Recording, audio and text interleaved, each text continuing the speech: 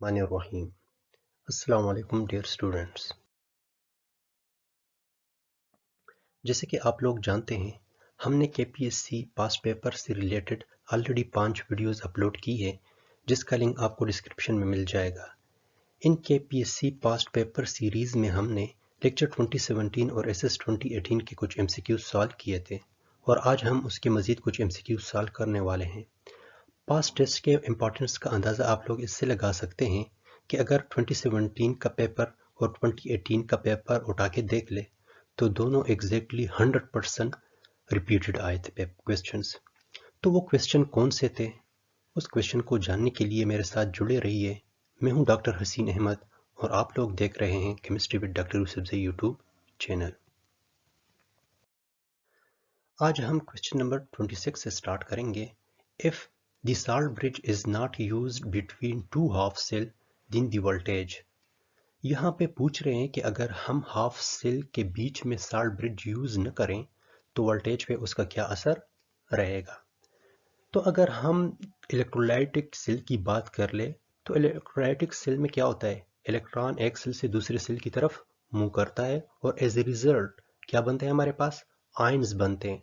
तो अगर ये आयंस बैलेंस ना हो तो हमारे पास वोल्टेज क्या हो जाता है, चेंज हो जाता है।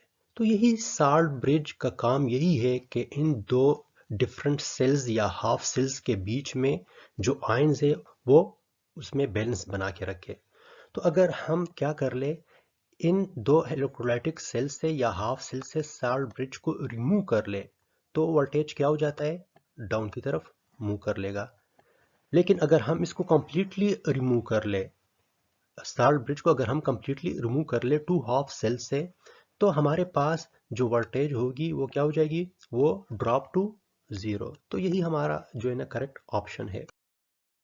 क्वेश्चन नंबर 27 कुछ इस तरह है, which of the following statement is correct about galvanic cell.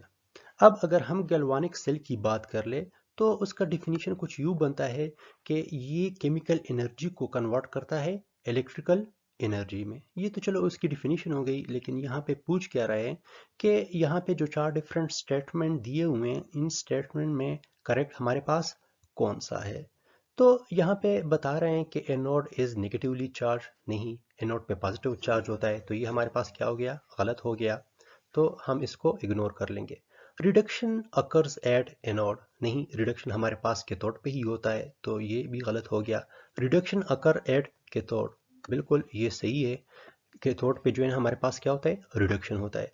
चलो ये चौथे पॉइंट को भी देख लेते हैं, कैथोड इज पॉजिटिवली चार्ज, नहीं, ये पॉजिटिवली चार्ज नहीं होता, ये नेगेटिवली चार्ज होता है। तो करेक्ट ऑप्शन हमारे पास कौन सा है, ऑप्शन सी।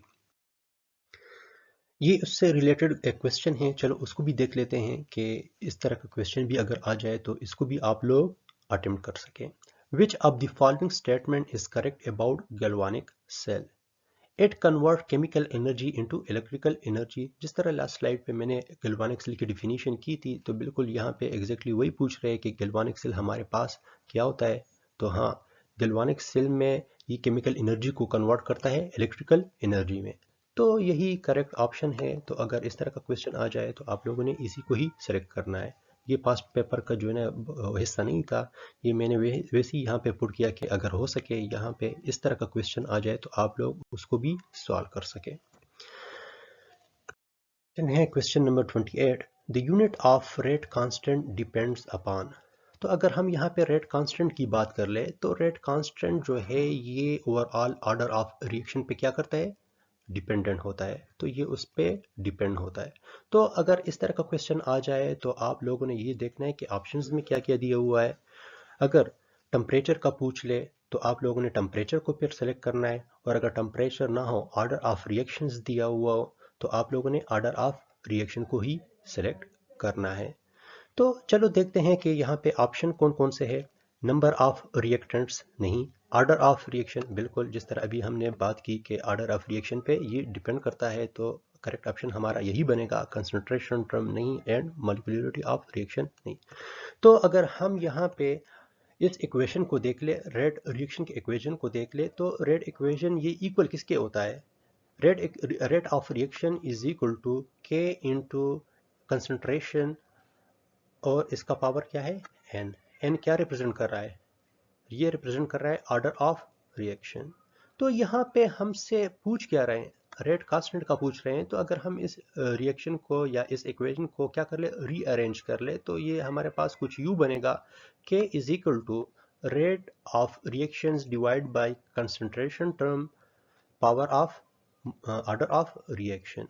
तो यहाँ पे अगर देख ले, ये है हमारे पास रेट कांस्टेंट, तो ये किस पे डिपेंड कर रहा है, ये ऑर्डर ऑफ रिएक्शन पे डिपेंड कर रहा है। तो यहाँ पे ऑप्शंस में देख ले कि आया ये इसमें मौजूद है या नहीं है। तो बिल्कुल यहाँ पे अगर आप देख ले तो ऑप्शन बी जो है हमारे पास ऑर्डर ऑफ रिएक्शन है, तो ये करेक्ट ऑप्शन है हमारा।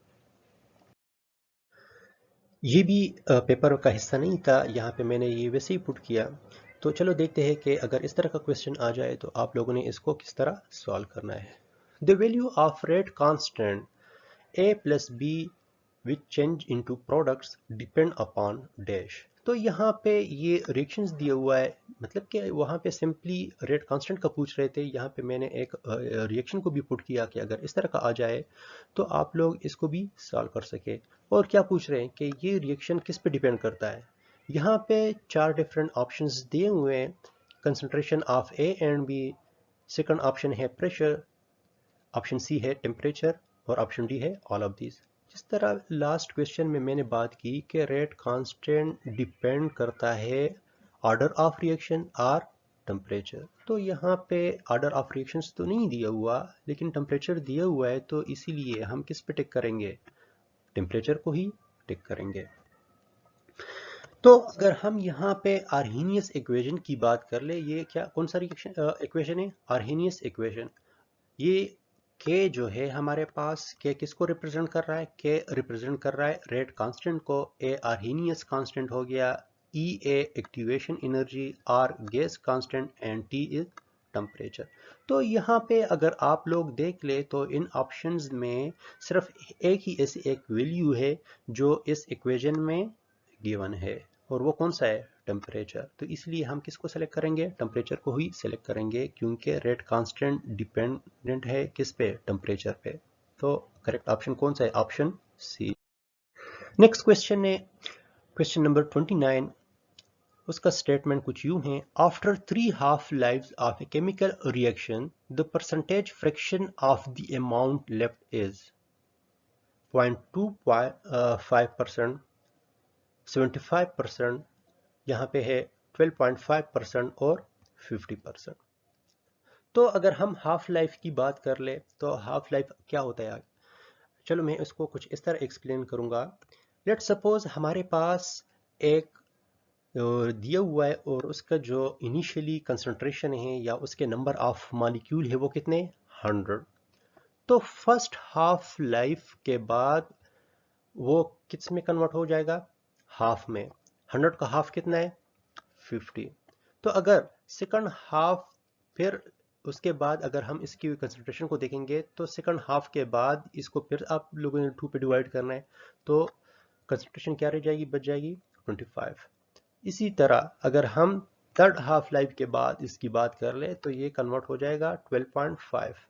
और हमें यहाँ पे क्या मांग रहे हैं, 3 हाफ लाइफ के बाद मांग रहे हैं परसेंटेज। तो करेक्ट ऑप्शन हमारे ये बनेगा 12.5। तो आप लोगों ने ये देखना है कि आया इस क्वेश्चन में 12.5 मौजूद है कि नहीं, अगर है तो आप लोगों ने उन्हीं को ही टिक करना है। लेट सपोज अगर क्वेश्चन इसी तरह आ जाए कि after 4 half life of a chemical reaction the percentage fraction of amount left is, तो आप लोगों ने फिर क्या करना है, यहाँ पे जो 12.5 हमारे पास बचता है, इस 12.5 को आप लोगों ने फिर से क्या करना है, 2 पे डिवाइड करना है। तो जो आएगा हमारे पास तो वही करेक्ट ऑप्शन होगा।